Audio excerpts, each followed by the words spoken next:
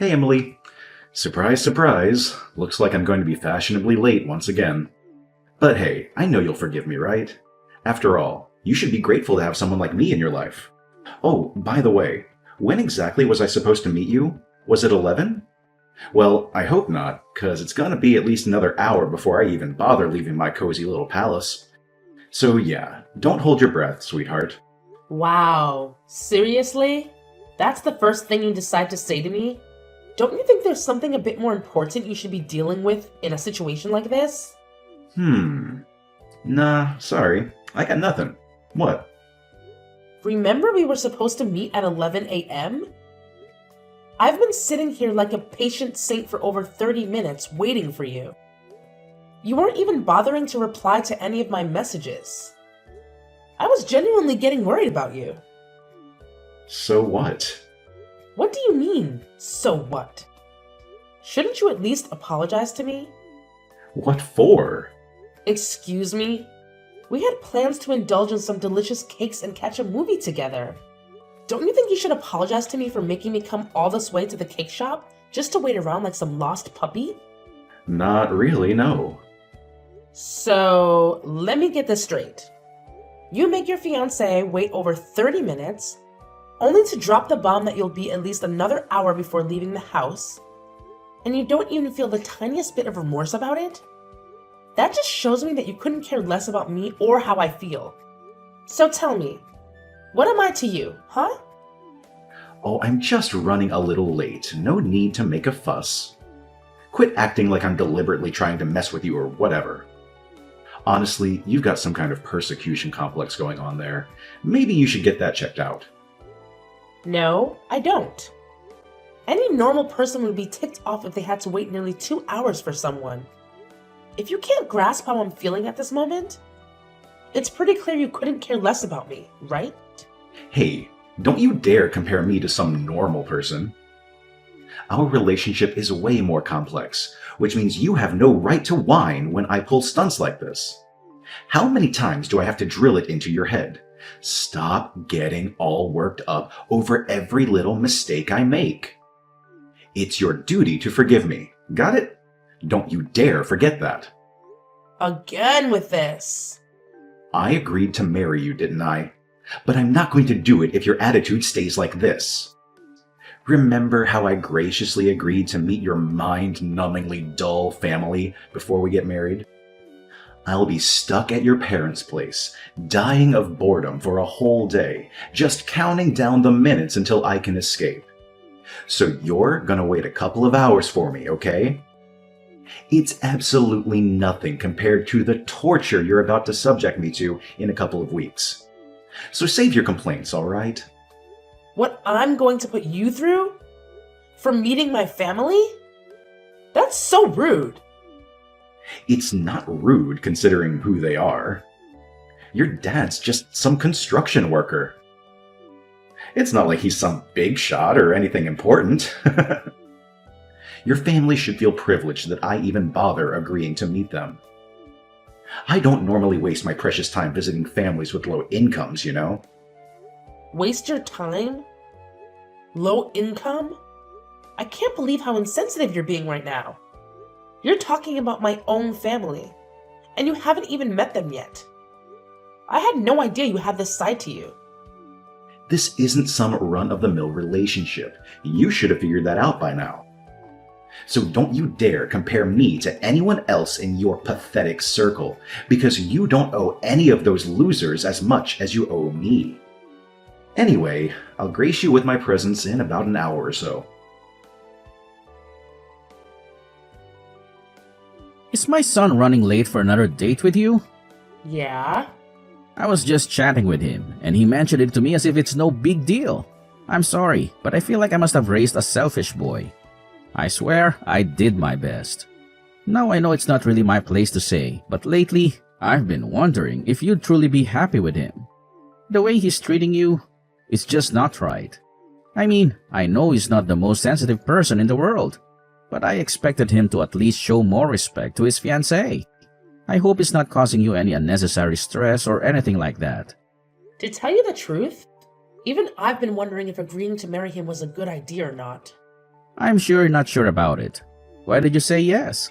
Why him? I hear the way he treats you. I said yes to Johnny because I owe him. What do you mean? Well, it's kind of a long story. Back in high school, I wasn't exactly Miss Popular. The popular girls made it their mission to bully me. And things got really rough. One evening, I was minding my own business, heading to a bookstore alone, when a bunch of senior guys, the really mean ones, spotted me and surrounded me. I'm pretty sure they were high or drunk or something.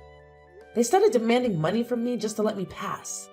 And if I didn't cough up the cash, they threatened to take it from me in some other way. These guys were seriously messed up. Like getting suspended for drugs and assaulting teachers kind of messed up. And me? Well, I was just a girl. I couldn't even defend myself against the mean girls at school who bullied me, let alone these guys. That night, they could have done anything to me. I tried fighting back to escape, but it only made them angrier. And they started hitting me. Oh my god. Johnny happened to be on his way home from a basketball game that night and witnessed the whole thing. He had his baseball bat with him and approached them from behind. Everything went down in a blur. I don't think any of those guys had any clue about what hit them or who was responsible. Johnny came to my rescue that night. I really think those guys were planning on taking more than just my money that night. I had no idea that happened. Johnny never told me. Like I said, those guys had no idea what hit them. Rumors spread around school that they got seriously messed up, but nobody knew the full story. Little did anyone know that Johnny was the one behind it all. It's like everyone thought I had some secret ninja skills or something because nobody dared to mess with me at school after that incident. Johnny didn't just save me that night. He completely transformed my school life. No more teasing or bullying. If Johnny hadn't been there, things could have turned out way worse. I owe Johnny big time. Maybe even my life. I see. Johnny was a pretty wild kid himself. It doesn't surprise me that he jumped into a fight, coming up behind some guys when he had a bat. Well, if he did it to save someone, I can't really complain. Back in the day, I didn't even know Johnny. He's a few years older than me and didn't go to my high school. After that crazy night, I was too shaken up to say much to him. And we never crossed paths again. Well, not until years later, after I finished college. One of my buddies dragged me to a club, and there he was, Johnny. I recognized him right away. He was the guy who saved me back in high school. Funny thing is, he didn't remember me. I guess I've changed a lot since the last time he saw me. But you know what? When he came to my rescue that night years ago, and now seeing him again, I couldn't help but think it was fate. That's why I wanted to be with him. I had no idea about any of this. And I had no idea you felt that way about my son. But lately, I've been having doubts about being with Johnny. There are times when I feel like he's using me or not reciprocating my feelings. Whenever he does something that ticks me off, if I dare speak up, he throws that knife in my face. It's like he expects me to forgive every single thing he does just because of what he did for me that one time. I'm really sorry, Emily. I had no idea that my son helped you like that back then, and I had no clue he was using it against you all this time in your relationship. You see, I had a tough life, and I didn't want my son to experience the same hardships. So I've been lenient with him and given him everything he wanted. I never realized it would turn him into someone who uses a single good deed as an excuse to get away with all the bad things he does to others. Yeah. He doesn't seem to care about your feelings at all. He's using what he did years ago as an excuse to treat you like garbage and get away with it. He only cares about himself. God, he's just like I was when I was his age. I should have seen this earlier. I guess I was hoping he'd change like I did. You used to be like that? What made you change? I messed up really bad at work, but the owner of one of my clients' firms helped me. What do you mean you messed up? I did something really stupid, and nobody was ready to cover for me. I thought my life was done for. But you won't believe what went down. The client I tried to pull a fast one on, the boss of his company, reached out to me. He said he'd forget the whole mess if I promised to never pull a stunt like that again. All he wanted was for me to stick to the right path from then on. So I made a deal. That's all it took? Isn't it weird how things work out? I could have easily lied to that guy, saying I'd changed without actually doing a thing. Most folks would laugh it off, feeling lucky they dodged a bullet and continue being their old selves. But something shifted in me. I couldn't figure out why he helped me without gaining anything in return. See, I used to think successful business people had to be ruthless, no exceptions. But this dude showed me that you can be kind and still make it big. So I decided to give it a shot. I started building more business connections, making friends along the way. Before long, I had my own company up and running, and it's doing well. It may not be as massive as his, but it's big enough that I can provide Johnny with everything he desires, and money isn't an issue for me. So that's how you got your company off the ground?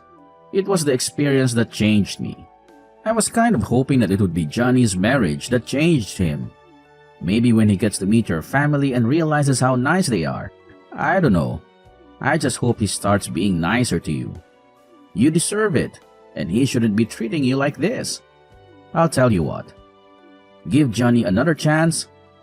See how it goes when he meets your family. And I'll give him one more chance to change too.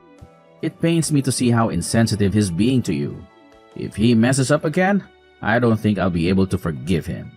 And don't think for a second that you have to either, okay? Okay. Maybe when he meets my family and sees where I come from, something will click in him. I'll give him another chance to turn things around.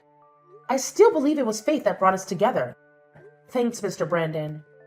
I'll let you know how it goes. Where are you? We should have been there by now. What the heck are you doing? Give me a break. I just woke up. You what? I went out drinking with some friends last night, and I got home really late. I had the worst hangover this morning, and I was hoping I could sleep it off. I went back to bed, and, well, let's just say your annoying texts woke me up again. I can't believe you. You knew we were going to meet my family today. Why did you go out drinking last night? That was today? I totally forgot. For some reason, I was thinking that was next week. We were supposed to be there for 1 o'clock lunch. Whatever, we can still go today. Just give me a couple of hours to get ready. I'll swing by and pick you up. Tell your parents we'll be there for dinner instead. I won't be doing that. And by the way, your dad wants to talk to you. Huh? I already called my parents and said we weren't coming. Then I called your dad. He couldn't believe you did it to me again. What are you talking about? You called my dad? Just stop. I'm too hungover for any of your jokes. I'm not joking. Are you saying that we're going to my dad's house instead? My head is still pounding. I'm too hungover for this right now. Look, I don't know what you've been talking about, but whatever. Whoever's house we're supposed to be going to today, just give me a couple of hours. And tell whoever it is that we'll be there for dinner instead of lunch. And if you promise not to bug me about this on the way to wherever we're going today, I'll give you $1,000. How does that sound? Like I said, I'm too hungover. I didn't want to deal with your nagging today. What? If I give you a bunch of money, you'll shut up, right? If we're going to your parents' house today, give it to them, so they'll shut up about me being late. They're poor, they need it. And I'm in no shape to hear anyone complaining today. It's a win-win. How dare you? You think you can just pay me and my family off now? If you haven't even met them yet, and you think if you flash your money around, all will be forgiven? Yeah, I do. Poor people need money, and they'll do anything for it. It's not like I'm making them work for it either. I just want them to shut up. They don't want your money, and they certainly don't need it. And neither do I. Yeah, right. Johnny, you're not my son anymore, and I'm writing you out of my will. Huh? I said from today forward, you're not my son anymore. You're nothing to me. Dad, what's going on? Are you drunk or something? Did I do something? If I did, I'll just apologize. So don't get so bent out of shape. Have you heard the phrase, you reap what you sow? What? Not only did you insult Emily's family by not going there today, you insulted her and her family by trying to pay them to shut up. I didn't raise my son to act like that. I'll never forgive you for how you've been treating Emily and now her family too. You're a disgrace to my family name. What are you talking about? You're supposed to be marrying their daughter, yet you don't have the decency to even go meet them. I thought I raised you better than this. Oh, who cares? Her parents are low-class citizens. Her dad's a blue-collar worker. They don't have any money. They should be coming here to see me, not me wasting my time going there. Then again, they'd probably steal something if they did come here. Why do you think I haven't let Emily move in with me yet? Because I haven't equipped the place with cameras yet. I didn't want her letting her parents in when I'm not home and everyone robbing me blind. You're horrible. You haven't even met them. If you hate them so much, why are you marrying Emily in the first place? Because she's beautiful and does whatever I say. Plus, she owes me. So I can do whatever I want and she can't complain about it. That's what you think a wife should be? You're further gone than I ever thought before. I was stupid for thinking you would ever change. Exactly. I haven't changed. So why are you so upset with me now? Because you never been engaged in committing to spend the rest of your life with someone before.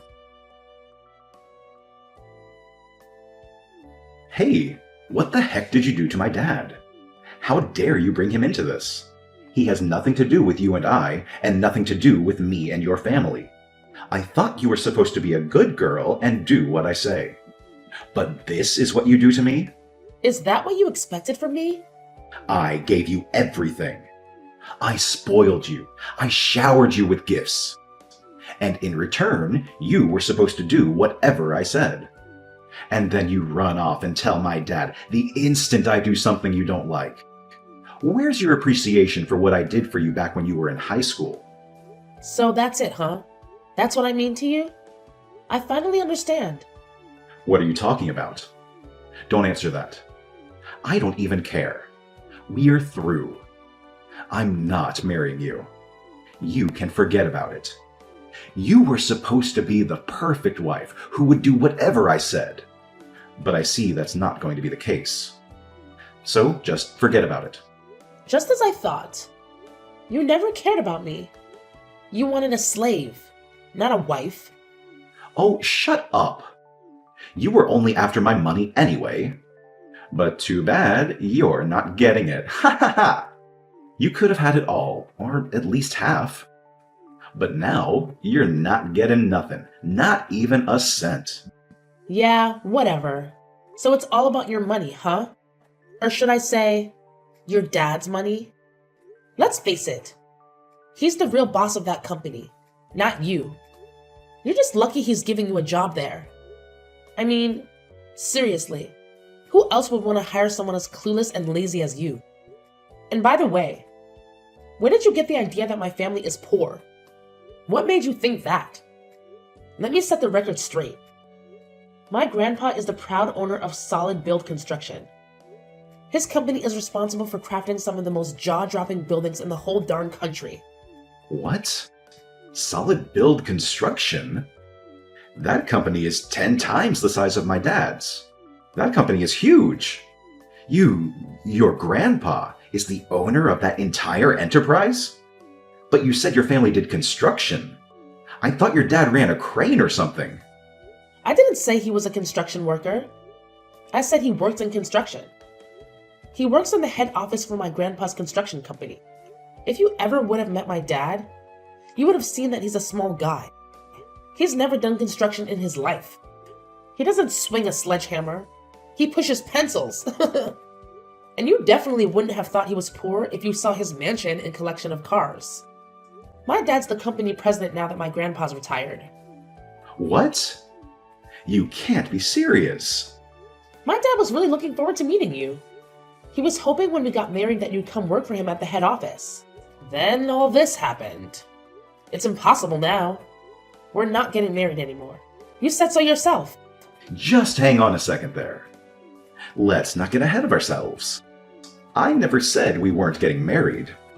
I mean, I didn't say anything like that to your dad, at least. But I did. I told him what you said to me. My dad doesn't want anyone marrying me just for his company and money. He thought it was cute how you had no idea who he was and you were still interested in me. But like you said, the marriage is off, isn't it? I understand.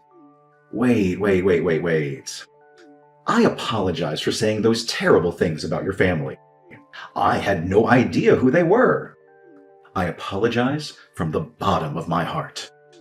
I'd loved you ever since we first met. But you were in high school then, and I knew it wouldn't work out at the time.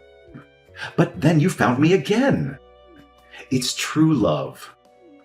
I love you so much. I want to marry you. Let's call off the calling off of the marriage. You just don't get it, do you? Huh? You don't understand anything. The only thing I ever wanted to hear from you occasionally was sorry. And you've never once said it to me. Despite all the things you've done to me. You've never said it to me because you don't think you've ever done anything wrong to me, isn't it? I'm sorry. Sorry. How's that? Is that enough for you? It's not just the word itself. You have to mean it. The word has meaning, and it comes with a feeling that I know you just don't have. Emily? I wanted to be with you. I really did. I thought we were meant to be together. I thought it was fate that brought you to me that night. But Emily, it was fate. That's the only explanation. Let's get married. It's what destiny wants. That's what brought me to you the first time, and you to me all those years later. No way, Johnny. You're wrong. And I've already cracked the case. Guess what?